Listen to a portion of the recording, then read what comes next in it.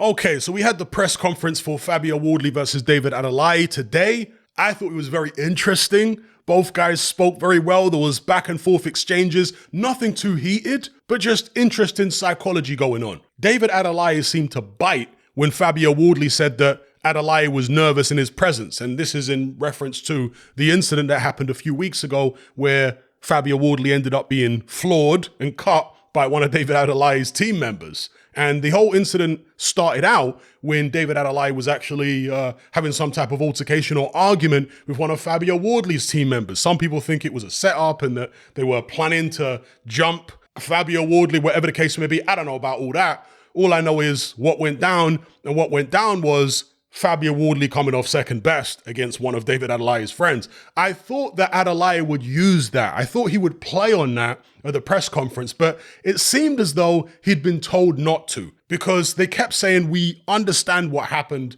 a few weeks ago at that event. We don't want to go into that. That's how Dev Sani actually introduced David Adeleye when he started talking to him. We don't want to go into that. And they said it in some of the other interviews as well. To me, that was a little disappointing because I like all the smoke at the press conferences where the fighters are free to say whatever they want about each other. So I would have liked to hear David Adeleye talk about how Fabio Wardley got decked by one of his friends. Nothing against Fabio Wardley. I know there's a segment of boxing fans who seem to think I've got this massive issue with Dillian Whyte, which I don't. They've created something which doesn't exist. And by extension, because they think I've got an issue with Dillian Whyte, they think that I've also got an issue with Fabio Wardley and I've got something against him. You got people tweeting Fabio Wardley, telling him that I hate him, and it's just nonsense. Got nothing against Fabio Wardley at all. Fabio Wardley comes across as a really chilled out guy, no issues with him on a personal, and I like watching him fight. He's very exciting. I just think that coming from the white collar background, there are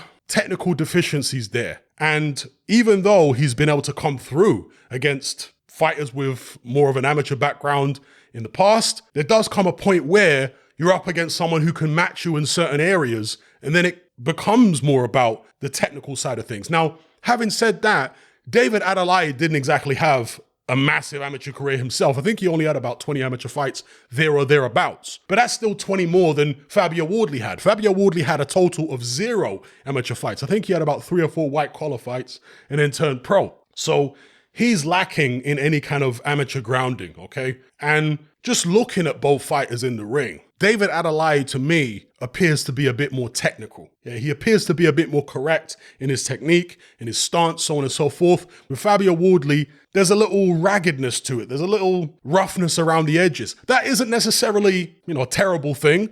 Fighters who look very ragged can go on to be very successful. And in fact, some fighters who did have great amateur backgrounds still look very ragged. I mean, an example of that would be Sakio Bika back in the days. I swear he went to the Olympics, Sakio Bika, and he was one of the most ragged, rough-looking fighters you've ever seen. His technique looked horrible, but yet he was very experienced in the amateurs, turned pro. I think he held a version of a world title at one stage. Obviously, Deontay Wilder, he was WBC champion, and he had ragged technique for the longest time. So it isn't necessarily the end of the world if you don't have the most polished technique. And by the way, Fabio Wardley's technique is a lot more controlled than someone like Deontay Wilder and certainly someone like Sakio Bika. But I'm comparing Wardley's technique to Adeleye. And to me, Wardley just looks a little rough around the edges. But he's got heart, we know that. He can punch. He's one of these guys where when he gets hurt, he wants to come firing back. And that's worked well in the fights he's been in so far. But there will come a time when he does that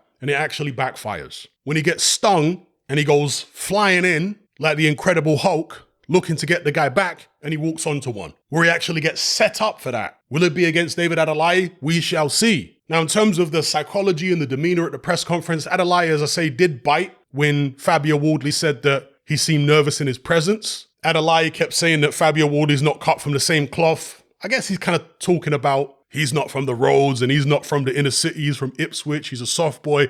That's the kind of vibe he was trying to come with. But as I've said previously, that stuff only works if the other guy believes it, if the other guy buys into it. If he thinks, oh my God, this guy's from a real tough neighborhood, I'm done for here. If he buys into that and thinks it actually means something, then yeah, it can work for you. But if your opponent don't buy into it, if he's not impressed by any of that, then it doesn't matter if he's from some small village. I'm not saying that Ipswich is a small village, by the way. I'm just using a random example. It doesn't matter if he's from a small village. If he's not buying into what you're saying, if he doesn't think that that has any bearing on actually getting in the ring with rules and having a boxing match, then not only will it not help you, it might actually backfire. You might be relying on that too much. You might be underestimating the guy. And of course, Fabio Wardley has basically been mentored by Dillian Whyte, who is from a rough environment, not just in London, but in Jamaica, who is very alpha. And if you've been around Dillian Whyte and you've been dealing with Dillian Whyte for all these years, sparring with Dillian Whyte, dealing with his personality, and not just Dillian Whyte, but many other people like Dillian Whyte in his camp, because Dillian Whyte just keeps alphas around him. If you're used to dealing with guys like that,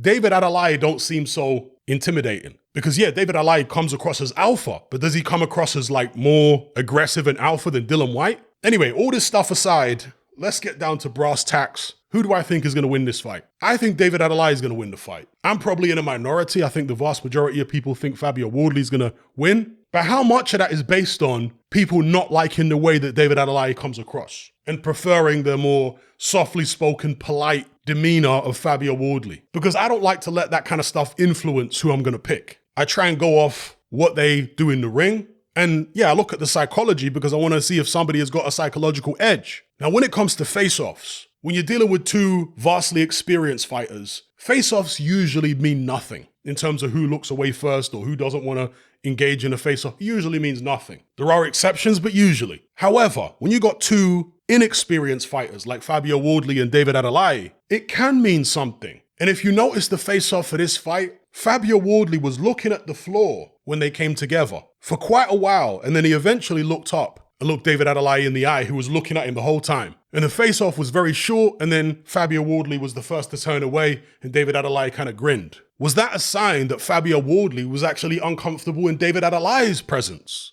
Was that a sign that Fabio Wardley was actually twitchy? Or, here's a curveball, was Fabio Wardley pretending to not be confident, to try and draw David Adeleye in to a full sense of security? I don't know, I'm just throwing it out there. But what I can say is, this press conference has left me even more intrigued by this fight than I was already. I think it's going to be a good fight, a competitive fight, an exciting fight, but I think Adeleye being a bit tighter in his technique will help him, particularly down the stretch. Maybe I'm wrong, okay? I'm certainly not counting Fabio Wardley out. If he won, it wouldn't be a shock. These are two young green heavyweights at the end of the day. Anything can happen in these kind of fights. But if I'm going to pick, I'm going with Adeleye. I just like his technique a bit better. Psychologically, he seems to be in a happy place, a good place. He's a very naturally confident kind of character. So despite his lack of experience, I think he gets it done against Fabio Wardley, maybe late. But who knows? Maybe Fabio Wardley will prove me wrong. Whatever the case may be, may the best man win. Let me know what you guys think about this in the comment section below.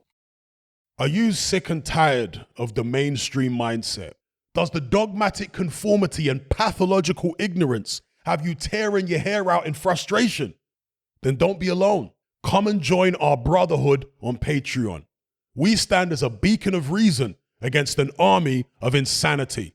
You'll gain access to my weekly topical podcast where we take more deep dives than Jacques Cousteau on an endless variety of subjects. There's also videos, interviews, live Q&As, as well as a vast back catalogue of previous episodes, including my popular Confessions of a Nightclub Bouncer series. You can listen via the Patreon app or download in high-quality MP3. Connect with myself and hundreds of other members in our Element chat group. There's no contract, no commitment, you can cancel at any time, and it's cheaper than a Mickey D's McMuffin. Just head to my Patreon page via the link below this video and select the tier called the Brotherhood of Reason. I'll see you over there.